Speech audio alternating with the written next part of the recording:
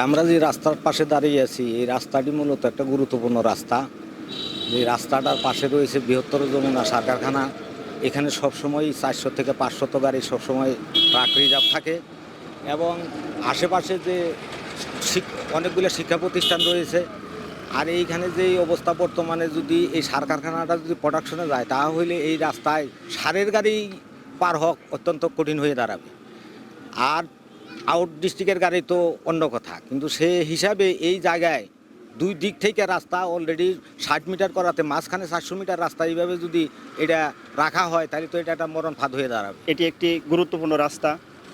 এটি জামালপুর ইপিজেড থেকে শুরু করে মংলা পর্যন্ত রাস্তাটি চালু আছে, কিন্তু এই রাস্তাটি প্রশস্ত হয়েছে দুদিকে। আমাদের মাঝখানে 400 মিটার রাস্তা বাকি আছে। তো দুই পাশ থেকে রাস্তা অধিগ্রহণ করা হয়েছে, মাঝখানে 400 মিটার রাস্তা বাকি রয়েছে।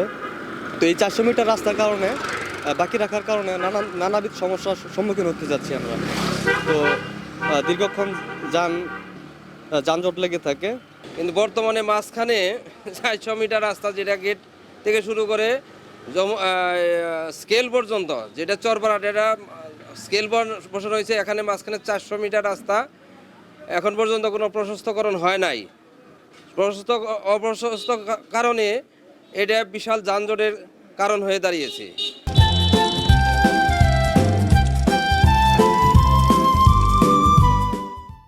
আমাদের দাবি একটাই, যে আমাদের এই যে ছোটো ছোটো গাড়িগুলো যায়, যে রাস্তাগুলো বর্তমানে যে স্কেলের সাথে যে আমাদের যে বর্তমান স্ট্যান্ডটা, তারাকান্দির যে মেন পয়েন্টটা, এটা একদম ছোটো, একদম সিঙ্গেল।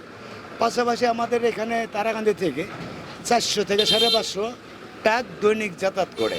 এখানে যে ঢালাই রাস্তা হয়েছে, আপনার গ্যাসের মোড় থেকে, তিতাস গ্যাস মোড় থেকে তারাকান্দির মোড়ে আসার আগেই রাস্তাটা ফের হইলে আমাদের জন্য খুবই ভালো হতো। এখানে এই মোড়ে অনেক যানজট হয়, অনেক ট্রাকটুকে আমাদের চাপ দেয়। তারাকান্দিতে যে আমাদের যমুনা সার কারখানা রয়েছে, এখানে যে মোড়টা আছে সেই মোড়টা ইমপ্রোভাইজেশনের জন্য মূলত আমাদের সদ্য সমাপ্ত যে প্রকল্প, সেখানে এর কোনো সংস্থান ছিল না। তবে আমরা এর পাশেই যে এক্সেল রোড কন্ট্রোল স্টেশনের জন্য যে অ্যাপ্রোচ রোড, সেটা আমরা শেষ করেছি। তো পরবর্তীতে আমাদের অধিদপ্তর থেকে একটি কেন্দ্রীয়ভাবে একটি প্রকল্প নেওয়া আছে এক্সেল রোড কন্ট্রোল স্টেশন স্থাপনের জন্য সারা বাংলাদেশের বিভিন্ন স্থানে। তো সেক্ষেত্রে এই জায়গাটিতে যদি কোনো ইমপ্রোভাইজেশনের দরকার হয় পরবর্তীতে, যে মোড়ে যদি যানজট তৈরি হয়, তাহলে সেক্ষেত্রে আমার মনে হয় যে আমাদের কেন্দ্রীয়ভাবে যে প্রকল্পটা গ্রহণ করা হয়েছে axle road control road station স্থাপনের জন্য, সেখান থেকে এইটাকে অ্যাড্রেস করা যেতে পারে, যে এটা যদি পরবর্তীতে ইমপ্রোভাইজেশনের জন্য প্রশস্তকরণের প্রয়োজন হয় তাহলে সেটা প্রশস্তকরণ করা। এবং যেহেতু এখানে যমুনা সার কারখানার জায়গা রয়েছে, তাদের সাথে আলোচনা করে তাদের স্বার্থ বজায় রেখে এবং জনগণের স্বার্থ বজায় রেখে একটা ব্যবস্থা নেওয়া আর কি। তো আমরা আশা করি এটা আমাদের কেন্দ্রীয়ভাবে যে প্রকল্পটা আছে পরবর্তীতে যেটা বাস্তবায়ন করা হবে, সেক্ষেত্রে এই বিষয়টা বিবেচনা করা যেতে পারে। আমাদের যেহেতু এই ক্ষেত্রে এখানে একটা প্রকল্প ইতিমধ্যেই সমাপ্ত হয়েছে, সম্প্রতি সমাপ্ত হয়েছে, সুতরাং এই মুহূর্তে আমাদের উদ্যোগ নিচ্ছি না আমরা আর কি।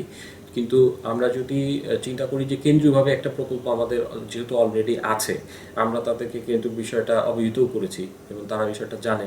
তো আশা করি যে সেখান থেকে যদি তারা প্রয়োজন বোধ করে পরবর্তীতে যখন এই প্রকল্পটা অগ্রায়ণ হবে, তখন এই বিষয়গুলো তারা যদি প্রয়োজন বোধ করে, এক্সপার্ট টিম যদি মনে করে যে এখানে এই জিনিসটা করা প্রয়োজন, তাহলে